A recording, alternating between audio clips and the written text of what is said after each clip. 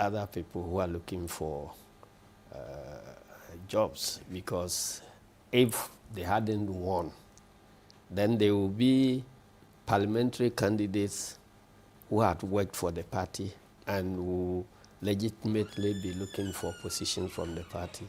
But once they were able to take some positions from the MPP,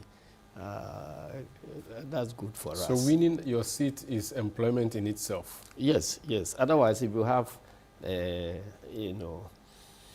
candidates who tried but could not go to parliament, but they have contributed to the party and legitimately they will be looking for some placement. So once they got the placement in parliament, that is good enough. And it is not everybody who thinks that going to parliament is just a stepping stone to becoming a minister or somebody else. But the problem is that because they are MPs, which is employment, they are also having a lot of responsibilities. People queue in front of their homes every day asking for, for them to take care of them, pay fees, go to funeral. And a lot of the time, MP salary cannot deal with all this. But you have been an MP for 2 terms. I'm sure you know. 3 terms. 3 terms. So you know that the MP salary, is not that much. At least at your time, I'm sure it was worse. And so can they survive on their MP salary, their small committee allowances? I don't think that minister's salary is also able to take care of the demands. But you need to manage the expectation of people around you. And so, and to some extent, I think that it is a failure, some system failures that has created that problem.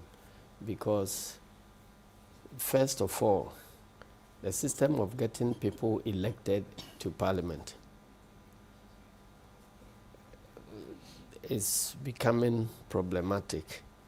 You've read about reports of monetization, over monetization of our politics and so on, to an extent that even some reports I have seen have indicated that the cost of going to parliament far exceeds the MP salary for the 4 years that he will be in parliament. So that in itself tells you that there's a problem. If there is that cost that needs to be paid or gap that needs to be filled, that will put into place some pressures for the MP to get some income from elsewhere. That is one of the system failures. Again, because we don't have this some social cushioning for people below the poverty line, they will always resort to demanding, from their officials. From their officials. And that is also another system challenge that we need to deal with. I'm looking for a situation where it will be possible in future to actually reconscientize the population that the work of an MP is not to find money and share to people who voted for him. That would be a difficult conscientization to because we have not been funding the NCC very well. And so that work has not been properly done. I know that they were more effective. There were other structures that were more effective at doing that conscientization during the later part of the revolution and the early part of the democratic rule. But for some time now, I'm not sure successive governments have prioritized that aspect. But it is very, very important as our democracy is growing. It's good you mentioned the revolution. The revolution was supposed to stop a lot of things from happening, things that were bad. Now we have a situation where elections are mostly for people with deep pockets, especially at the parliamentary level. So you have to literally buy your way into parliament. Has a revolution failed? Because I'm not sure that's what the revolution that you were doing a cadre job for really intended for us to have 30, 50 years on. It hasn't changed. Revolution means changing from one system to the other. But sustaining the new system is another challenge altogether. The revolution succeeded in, introducing certain changes, but the methods that were used in those days to sustain those changes cannot be, continued under a democratic dispensation. And so it is a challenge now for us to look for other means of, if you like, sustaining some of the gains of the revolution in the area of monetization of politics and corruption and all that. If you compare where we are now with the early stages of the development of democracy, either in UK or in US and so on, there are some semblances, but it didn't take another revolution to deal with the challenges. They passed effective legislation and made sure that those pieces of legislation were enforced. Okay. And they were able to get out of... Can we pass a legislation that says don't buy votes? Would that even work? Because if you're a candidate and you decide that for you won't pay money, you lose.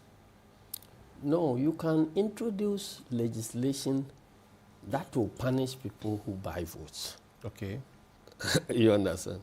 You can introduce that legislation and find a way of holding people to account for the cost of their elections and their expenses and so on. That is what is done elsewhere. But what if the people say, oh, for you, this politician, they are a chisel man, you don't give, so we won't vote for you. That one, whether there's legislation or not, they won't vote for you, so what's the point? You are a good guy, but you cannot deliver. What happens if the person who wins through paying is prosecuted and taken out of parliament? They'll say you've taken food out of their mouth, and they'll hate you. That is why it's not just about the passage of the legislation. The passage of the legislation will come together with the public education, directing people's minds to the fact that if votes are bought from you, it's like you have been enslaved. Okay.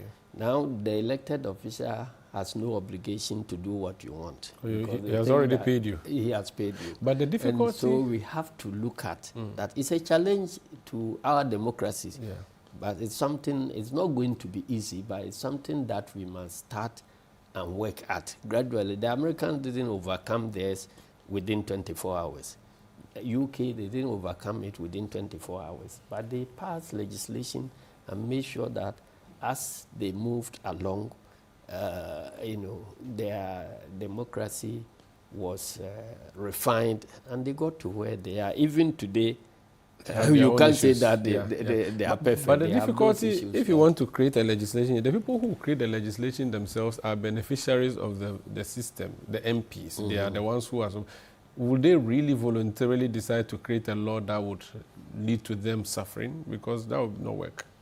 Unless you take some senior whip, maybe a whip from a higher side to whip them. One, if you have strong political will from the leadership, and also you empower, organization decides everything.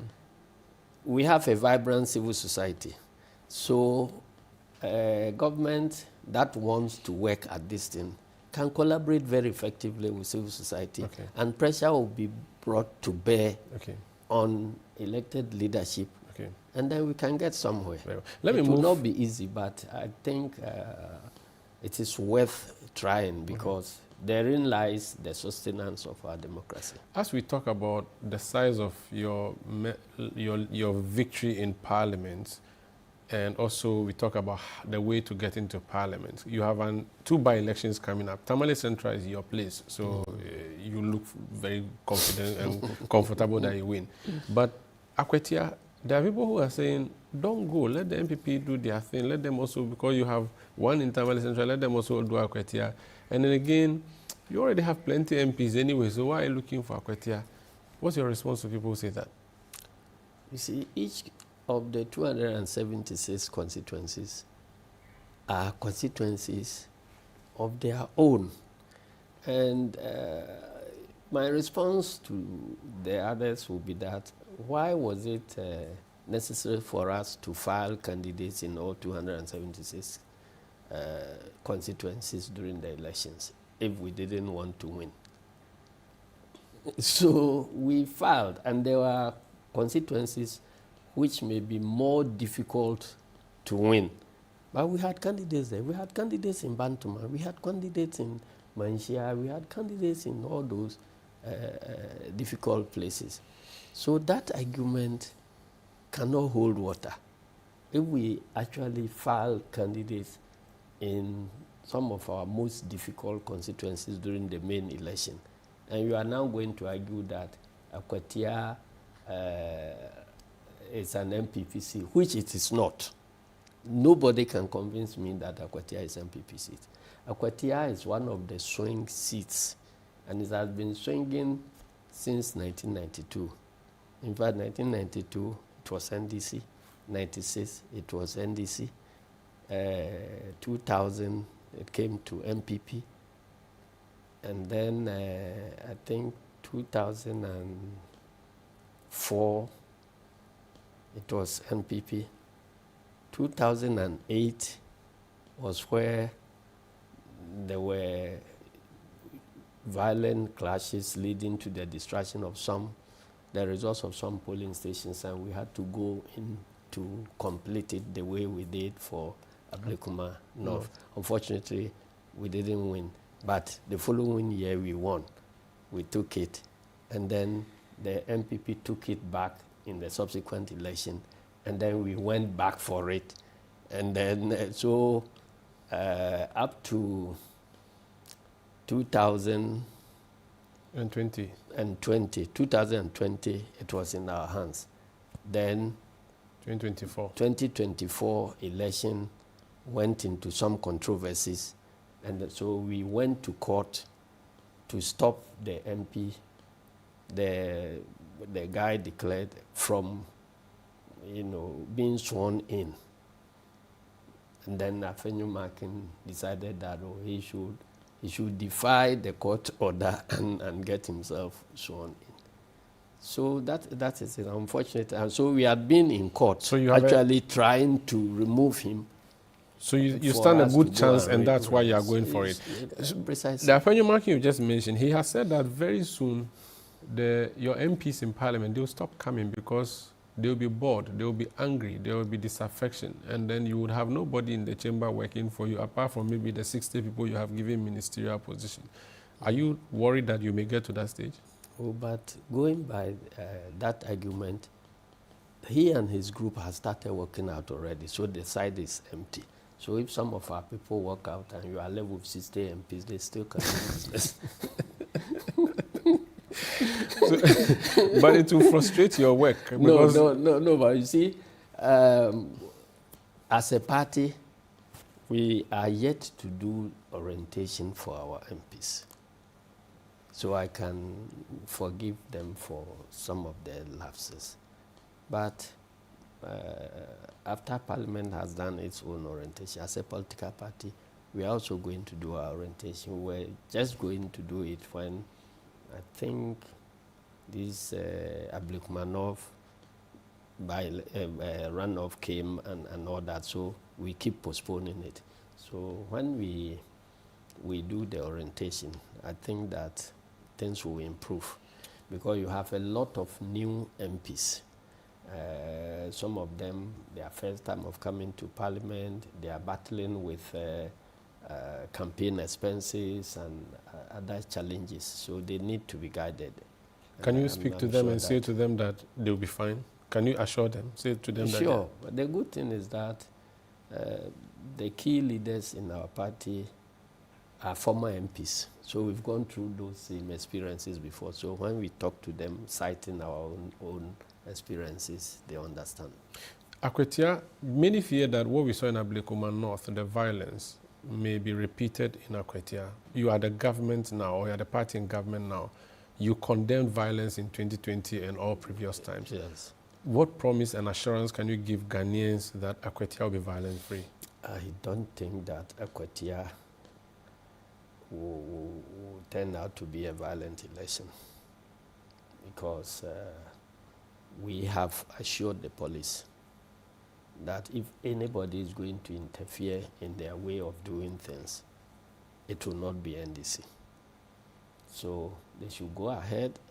They have been trained to protect the citizens, to maintain peace, and so on. We have not been trained in that profession, so we are leaving the field for them to do what they have been trained to do and hold themselves responsible for the consequences. This is Face to Face on Channel 1 television. The 1992 Constitution has said there shall be no one-party state, but Ghanaians have almost effectively given the NDC a one-party state in Parliament, a very huge majority. But there is a concern that that majority may be wrongly used. So the NDC government stands accused of trying to remove the Chief Justice, and that the Electoral Commission chairperson is next in line, and so many other things. I'll talk to the national chairman about that when we come back. And also the Galamsey fight, all the campaign that was made 7 to 8 months into the administration of President Mahama. How is that fight coming? Please stay with us. Good evening and welcome to the greatest show on earth. This is a people's game. They will be bubbling about this one for weeks and months to come. Let's go!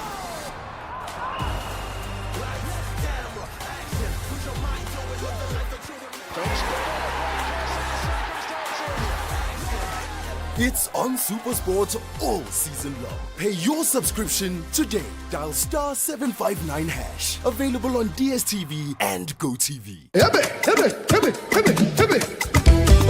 This August, get ready for an unforgettable night of worship and celebration as Perez Music presents Glorified, dubbed His Love and Kindness, ministering live Perez Music alongside the legendary Daughters of Glorious Jesus, also ministering Joyful Way Incorporated, Minister Gabby Akwe and Edom Evangelist. Join us on Sunday, the 31st of August, 2025 at 4 p.m. sharp at the Victory Bible Church, Awoshi Dominion Sanctuary for an evening of powerful ministry and praise. It's absolutely free. But if you would like to support this ministry, you can do so by purchasing our special event merchandise or call 0557 116 607. That is 0557 116 607. Let's come together and raise a sound of gratitude for God's love and kindness. It's going to be nothing short of heaven on earth. This event is proudly sponsored by Eddie Spitzer and powered by Rima City of Worship. Media partner City FM in town. In Ghana, West Africa, the mornings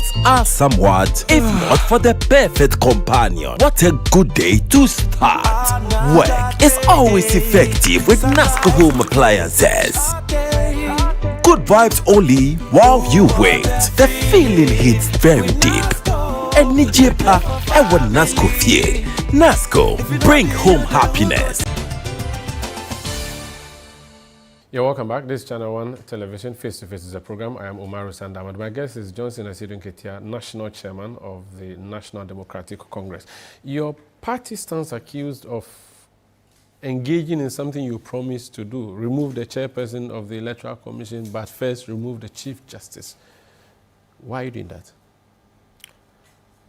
Oh, but how can you accuse us if you yourself says that it is our promise to do it, and we are carrying out our promises? But it's not a good promise. Why should we be accused? But it's a good promise. If it is not a good promise, why would people vote for us based on that promise? Is the judiciary under attack? That is the criticism against. No, judiciary is not under attack.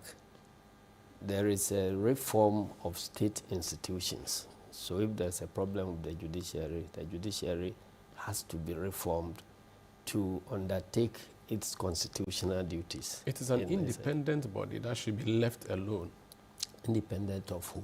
Independent of the executive. Of the citizens. Of the executive. But what is the executive doing about the removal of the Chief Justice? The executive has done nothing about the removal of Chief Justice. If anything at all, the executive is undertaking their responsibilities as far as upholding the Constitution is concerned. So the executive, to my mind, has not done anything by itself to try and remove Chief Justice. The Constitution provides for the right of citizens who feel that a state institution is not delivering according to its mandate or responsibility. They have the right to do something about it. And in the case of the judiciary, the Constitution provides the way to go about it, that citizens can petition. And once the citizens petition, another person who is elected and is bound to also obey the Constitution, who has sworn to uphold the Constitution, he is bound to take some follow-up actions. And that is what President Mahama has done. And the system is running, so let's see where it takes us. But you as a party, do you support the removal of the Chief Justice? The MPP has said they don't, and they went on the streets to demonstrate. As a party, NDC, do you agree? MPP is a different story altogether. When they are in power, they are the institutions they support. When they are out of power, they are the same institutions, they withdraw their support. When we said there was something wrong with the Electoral Commission that needs to be corrected, they disagreed with us vehemently, only to turn around later to agree with us that, yes, the Electoral Commission is problematic and it needs to be worked at. We have maintained our position all along. Well, we have not sat anywhere to take a decision that this is what NDC is going to do to the judiciary. But we said that we will reset state institutions which are not functioning according to the way they should function in a democracy. And there is evidence all over. In fact, some of it gathered by civil society people, that Ghanaians, the confidence of Ghanaians in our judicial system has waned so badly. Is that not the case? I'm sure you have read some of the reports. I have seen some. So if the same Ghanaians whose opinions were polled are now taking steps to correct what they perceive to be wrong, I don't think that this should be in some NDC agenda, MPP agenda, or any other person's agenda. But it is citizens who have petitioned, and President Mahama is not the one sitting in judgment of whatever is happening. He is obliged to refer the matter to a committee, and that committee, the Constitution has provided a way of setting up that committee. That has been done. All the challenges to the process have so far failed. So that is a vindication that President Mahama is doing his work he swore to do on 7th of January. But you see, she knows how our judiciary works, and she has come out to say that what she is witnessing is not proper, and that all the processes are flawed. The woman herself. Yes. You see, it doesn't lie in her mouth to say that. If that is how the judiciary has been functioning under your leadership, and nothing has been changed so far at the judiciary, so the same process you were heading and subjecting citizens of the country to, you have been asked to now shift positions for you to go and face the same process. What has changed since we came to power? What have we changed at the judiciary? She said, have we changed the processes, the procedures in the judiciary? We haven't changed anything. She said even the place where she's been questioned brings memories. The building near the castle. She said that she didn't think that was proper. It haunts her. I mean, it worries her, traumatizes her. to go there every time, and she's not allowed to go with I don't know where her husband and all of those things. I don't know where in our constitution a right is granted to an accused person to choose a court building. Not the court, the building where the court is sitting. I haven't seen that right in our constitution yet. So, but I'm not a lawyer. They are lawyers. And it is his colleagues who are sitting in judgment of her. So if all his colleagues were wrong, Her colleagues. her colleagues are wrong, who am I a power typer to go? She actually and said dictate they to are them? wrong, and that's why she's going to court asking that they be removed. So the whole judiciary, and so where did he send the matter to? Court. The same colleagues of hers. But that's the only option available under our democratic dispensation. And she has also called a press conference and told her side of the story. And that's the only option available for His Excellency the President. Because if they say constitute a committee made up of this number of judges and blah, blah, blah, blah, blah, the President cannot go to England or UK to bring judges and make them members of the committee. So the same court the woman is resorting to, it is the same court President Mahama has resorted to. So what is the difference? But if it was left to Asiedu Nketia, she must go, right? I'm saying that I am not satisfied with the way the judiciary has been handling itself. I agree with the majority of Ghanaians who think that something must be done to the judiciary. And so if something is being done, we all wait to see. A change can be a change for the worse. It can also be a change for better. So let's see what is. But that's something for you would include removing the Chief Justice, Gertrude Tokono. That is the opinion of the people who petitioned. And you agree with them?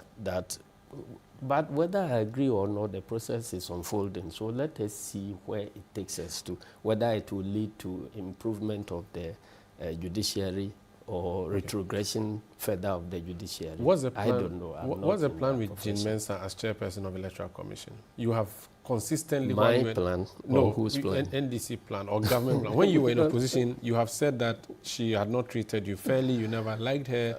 Now that you have the power where you can start processes to remove her, are you going to work on that? Or you are going to let her do her job?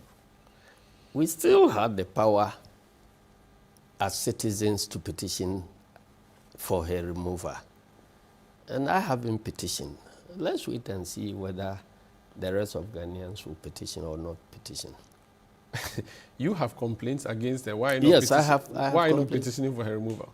Oh, when there is going to be a change, there are people who write about it, there are others who sing about it, and there are others who actually implement it. So we are the people who were singing about it. We are waiting for the implementers to come and work at the implementation. But would she also... So it doesn't mean that if you write about something, it means you are the one who should implement it. I am very clear in my mind that the commission is not fit for purpose, and I'm happy that our main opponents who have been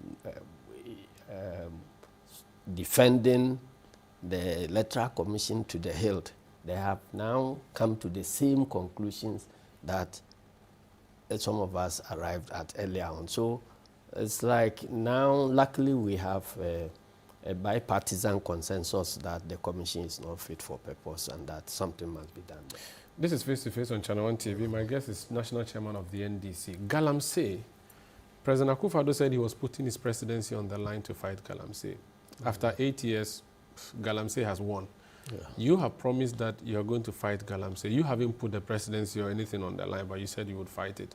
7 months in, we are not seeing much of a change. We are still seeing the same problems. Even though you're fighting in one way or the other, the Galamsey appears to be winning again. It tells you how intractable the problem is. You know, when something starts, you can use force to quell it. But when it gains momentum up to a certain point, the same methods that you could have used to coil it in its nascent state are not the same methods that you can use to deal with it when it is blown up the way Galamsey is blown up now. So I'm sure you are not suggesting that nothing is being done about it. No, something is being Work done. is being done about it, and we hope to be able to find solutions. We can rely But on hope. I don't subscribe to the declaration of state of emergency as some other people are suggesting. I don't subscribe to that at all, because in your frustration, you can call for certain measures that when we begin implementing, you can live to regret. I'm not sure many people who are calling for a state of emergency have actually lived under a state of emergency before. Because if your intention is to deal with Galamsey and you declare state of emergency means you have suspended the constitution. People can shoot and kill at will. How you guarantee whether those who will be shooting and killing are the ones who are fighting against Galamsey is another matter. So I am urging people to reason with us and bring up more suggestions for us to be able to tackle the menace. I have always maintained that it will be, I'm not sure I will support anybody who thinks that mining must be stopped in this country. But when you were in opposition in 2024, there was a clarion call for a state of emergency. The organized labor said there should be a state of emergency. I don't think NDC officially issued a statement supporting, but I know elements within your party who were supporting the state of emergency because you believe that that was the best way out of the mess. Now you are holding the steer and you don't want to press the button? Is that not double standard? You have answered the question. You say you are not aware of any statement, official statement from NDC supporting the declaration of state of emergency. But you are aware of elements within the party who supported that call. Are we to run the party or government according to the voices of some elements or according to our official positions? It's another matter we have to look at. Because a party is not a command institution where leadership will determine what each and every member of the party says. Okay, but there is always the official line of the party. We have elaborated the policies and measures that we will follow in trying to resolve this Galamsey menace, and we are working at those measures. But people understand I the place. don't believe that if a party is campaigning and somebody, maybe be a party member or something, goes somewhere to say that I support the declaration of state of emergency, that binds the party to declare state of emergency. But I know we supported the repeal Of the LI? of the LI, which has not been done yet. And Yes. I'm one of the people who believe that it must be done. So you would have it repealed? I will support any effort to have it repealed. But you see But that if I say I have it repealed, I will have it repealed. It's like I am going to repeal it. I'm not the one who you will tell repeal your it. chief whip But to whip your that's MPs why in I'm line. saying that I will support that effort, because it is a clear promise that we made, and we must. But you see, the thing with the state of emergency, if you didn't support it, why didn't you publicly say, no, we agree with President Akufo-Addo, he's not declaring state of emergency, and we stand with him. But you left him, and it's part of the reasons he lost, and you benefited from that. How did you know that? Because we did not support the declaration of state of emergency, or we supported state of emergency that led to Akufo-Addo losing. President Akufo-Addo has messed up this country big time. Including So Galamsey. it's part of it. But it is not, his defeat is not attributable to just one statement that has been made or not been made. But I think that the Galamsey issue is bigger than, anybody anticipated.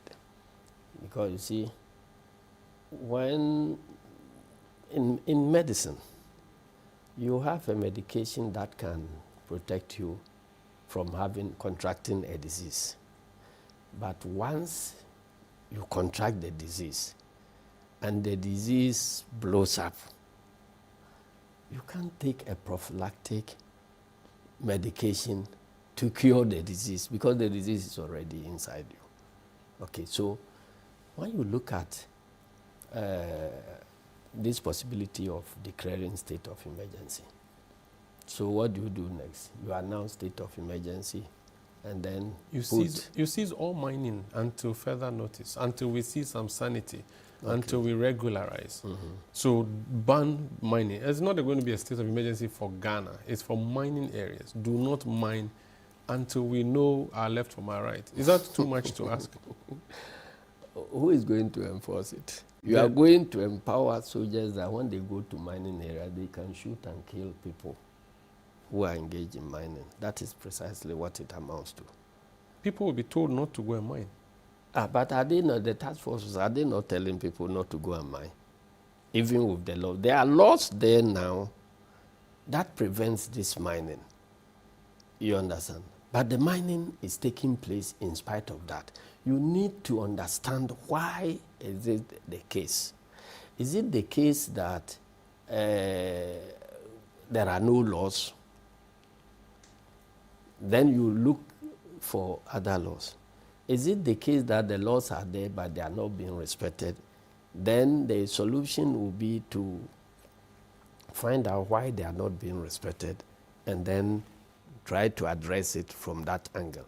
But you say that, okay, even the laws that exist are not being respected, so let's remove the laws and the application of the Constitution completely.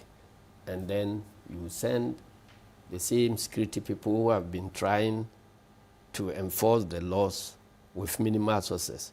You now send them to go and kill everybody who is in the mining area. What do you think will happen to this country? So you don't agree with that? We have to find a better ways of doing it. I have always been of the opinion that, look, extracting minerals is not a bad idea. It's a legitimate economic activity. But if you extract the minerals wrongly, it can bring in challenges that are more costly than the value you gain from the mineral extraction. So stop the people doing the extraction. Precisely, but preventing them is not the same way, the same thing as stopping them. Somebody has allowed them and they are deep in the thing wrongly. Okay. How do you get them out of the place and help them to do the things rightly? That is the challenge. Okay. But if you say that, okay, those who are in there wrongly, go and shoot and kill everybody there until you finish everybody who is doing that thing, I don't think that even the human rights institutions and other things across both within and outside the country will permit it. What would you say to someone watching us who says... We have the challenge that is developing now. It is beginning to look like cocaine in South America. Okay. You see, if you apply a certain force up to a certain level, it can harden the people to begin developing quasi-militias and declaring territories for themselves and being ready to confront the state and all that. So it is not a simple thing. Otherwise, Colombia and co dealing with cocaine, they would have finished it. They would have finished it a long time ago. Chairman, what would you say to someone watching us who says Johnson Asiedu Nketia and his party are neck deep in Galamsey. That's why they are not able to fight it. The same accusation that your members put against President Akufo-Addo. Your vice chairman, Mr. Abanga, and your national organizer, Joseph Yamin, are being investigated by the Attorney General over illegal mining issues. They have denied it anyway. But based on that, people would say, oh, NDC is now doing Galamsey, so they cannot fight Galamsey, which so if anybody gets up and say that you are a murderer and no court, and so you are subject to investigation, then we conclude that you are a murderer. That is not how democratic systems work. When they were named, did you hear any NDC official statement claiming that they are not involved and so the state should not deal with them the way they should be dealt with? Did you hear any statement from us? No. No, because the law must work. They also have their rights, but there are laws that are against Galamsey. And I am even proud that we are in government and we have had the courage to cite some officials who are suspected to be engaged in something and ask them to go and face the law. That's all that we can do. Let the law take its course. Of course, when they go there, if the evidence that has been gathered against them is not proper, they will come out and they will be vindicated. Okay. So that is how democratic systems work. Very well. This is Face to Face on Channel 1 TV. I'm Umaru Sanda Amadu. My guest is chairman of the NDC, Asiedu Nketia. When we come back, there are rumors that he wants to run for president because he has done assemblyman, he has done MP, he has done deputy minister. I don't think he has done minister before, but he has done general secretary, he has done national chairman. So flag bearer is a next. Is it true that he's lacing his boots? That's if he's even wearing boots. I'll ask him that question. And also, President Mahama has only one term. Is it true that the NDC is pushing for him to run for a second term? I'll ask him. Please stay. In Ghana, West Africa, the mornings are somewhat, if not for the perfect companion. What a good day to start. Work is always effective with NASCO Home Appliances. Classic home appliance for the fisher folks. And Nijepa, I want NASCO feel. NASCO, bring home happiness. Yeah, welcome back. This Face to Face on Channel 1 Television. My guest is the national chairman of the NDC.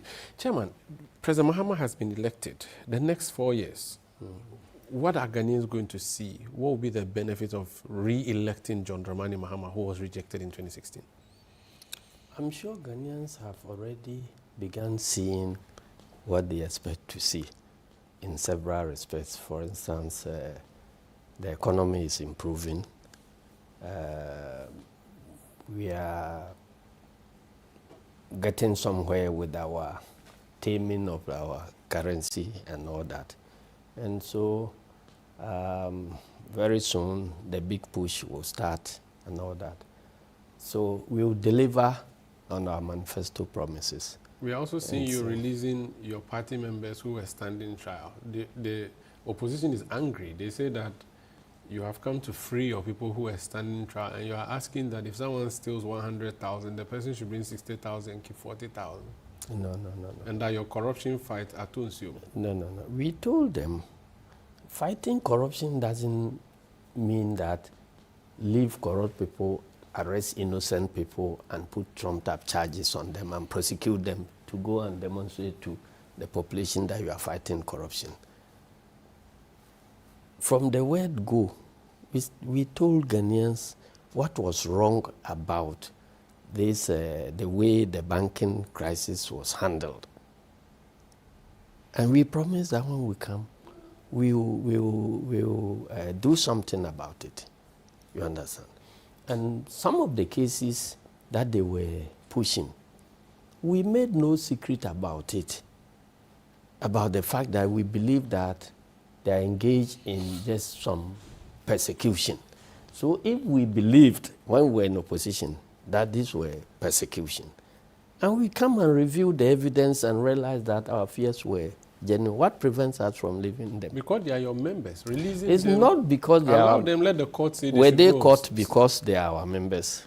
If yes, then they are released because they are our members. No, they were caught because they were caught because they allegedly committed wrongs. So let those are the the courts things. decide that, and Those not are you, the government. But it is the court that decided.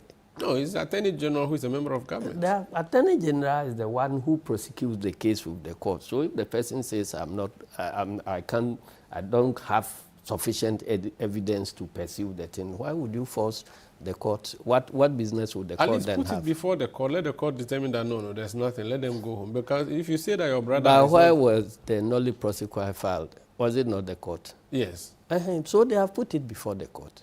No, but a court cannot reject a nolli prosequi application by the Attorney Because General. if you say, I am to prosecute somebody, yes, and I see that previously the person who was in my position did not have any evidence, they were just using the court to just punish people, disrupt their lives and so on.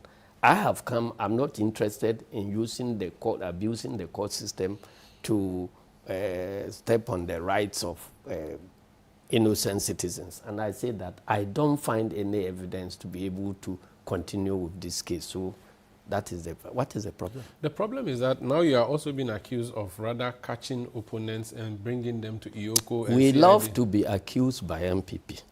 Why? But it is not everybody who accuse us. Because we know what they that's why, you know... Using Ioko to intimidate people, to to lock people, the police ID, party members of the MPP. So if that you are witch hunting so them. if you are MPP, it means you can't commit any wrong, or that is a license to commit wrong without being prosecuted. Once you are arrested, it means that you are MPP, and so anything that is done against you means that you are being prosecuted because you are MPP. Why? Your mandate is a big one. You have said you're going to reset this country. Yes, you're going to transform that is this what country. we are doing. You have 4 years to do that. Mm-hmm. It's a big transformation. The unemployment situation is huge. Yes. Are you sure you can fix all our problems? Oh, we cannot. We are not claiming to be able to fix all problems because societies don't have a destination where when they arrive at, they say, hallelujah, we have fixed all the problems. Because the fixing of one problem also leads to the emergence of another problem.